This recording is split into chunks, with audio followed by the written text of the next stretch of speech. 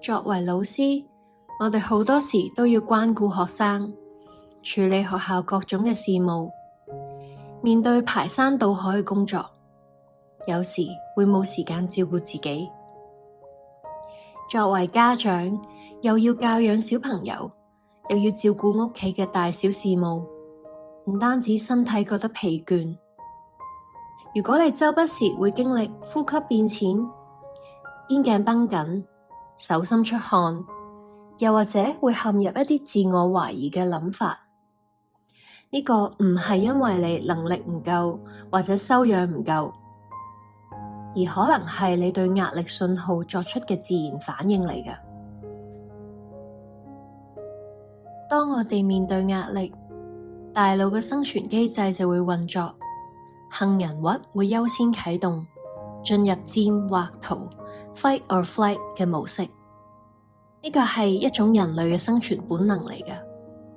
所以呢啲嘅反應其實係身體提醒緊我哋，而家最需要嘅係先穩定自己，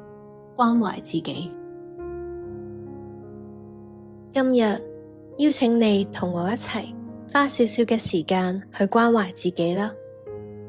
可以嘅話，揾一個舒適嘅姿勢坐好，慢慢合埋雙眼，或者都可以容讓視線垂低，心入面好好多謝自己，因為今日你俾咗一個機會你自己照顧自己嘅內心需要。可能中途你會有一啲嘅情緒、諗法，容讓佢哋自然升起，自然消散，唔需要批判佢哋。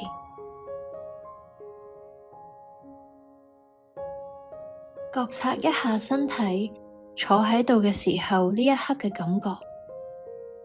感受一下臀部同凳之間接觸嘅感覺，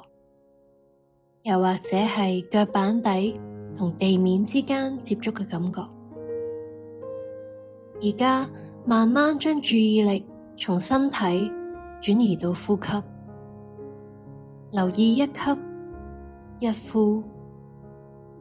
可以留意鼻、胸口，又或者腹部呼吸嘅時候嘅感覺。而家我想邀請你回想近日一個令自己感覺到少少緊張或者少少不安嘅情況。當你回想呢個情況嘅時候，你嘅身體會唔會有邊啲部位感覺到唔舒服？有可能係我哋嘅膊頭有少少繃緊，心跳加快，手心冒汗。喺呢一刻，我哋感受下身體有邊一個部分有住最強烈嘅感覺，對應住壓力同埋焦慮，嗰啲身體感覺係最明顯嘅。容讓我哋去接觸、覺察呢啲身體感覺。當我感受到呢一啲令我覺得有啲唔舒服嘅身體感覺嘅時候，我哋嘗試覺察同接納我哋經歷緊嘅感覺同埋情緒，慢慢同自己講，其實我有啲緊張或者焦慮，又或者呢一個就係我難過嘅感覺，係我嘅感受嚟嘅。我哋亦都可以喺心入面換個方式同自己講，呢一件事真係令我難受，令我有壓力，而我係有能力去接納呢啲情緒，呢啲感覺都係生命嘅一部分嚟嘅。我哋亦都可以喺心入面同自己講呢啲說話。我知道好多人都經歷過類似嘅經驗，其實我並唔孤單。其實每一個人生命入面都會有一啲時間係經歷過一啲掙扎。當其他人喺度掙扎緊嘅時候，可能佢哋都有相類似嘅感覺。如果覺得合適嘅話，可以將雙手放喺心口上面，感受一下手掌嘅溫度，同自己講：願我可以將寬容帶畀自己，多啲關懷自己嘅需要。願我可以接受自己嘅唔完美，願我可以對自己好啲，願我可以畀自己多一啲嘅力量，多一啲嘅耐性，多一啲嘅愛。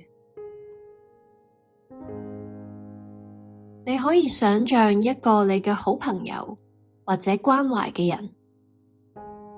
佢正喺度經歷緊相同嘅問題困擾。你會講啲咩說話去安慰佢呢？而呢啲嘅說話，你又會唔會同自己講返呢？我哋帶住一個開放嘅態度去觀察。當我同自己講呢啲說話嘅時候，我嘅情緒同埋身體感覺，無論係有改變定係冇改變，都係可以嘅。呢一個就係我哋對自己嘅覺察。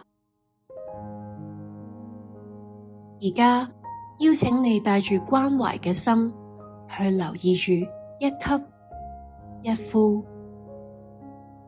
俾身體自然咁呼吸，唔需要刻意控制佢嘅，溫柔咁覺察呢一刻嘅呼吸。如果覺得合適嘅話，可以喺心入面多謝自己嘅呼吸。呼吸一直都滋養住我哋嘅身體。慢慢將注意力從呼吸轉移到身體，留心成個身體嘅感覺，好似全身都喺度呼吸緊，全身都喺度一吸一呼。如果覺得身體任何一個部分比較繃緊，可以輕輕咁樣放鬆呢個部位，向呢個繃緊嘅部位送上關懷，同呢一個身體部位一齊呼吸。可以喺呢個時候多謝一下勞累嘅身體，一直為自己服務，幫助我哋處理平日忙碌嘅工作。而家畀我哋細心咁樣關懷一下呢個身體，溫柔咁樣覺察身體嘅感覺。而家你可以好安靜咁享受一下喺內心入面關懷自己需要嘅感覺。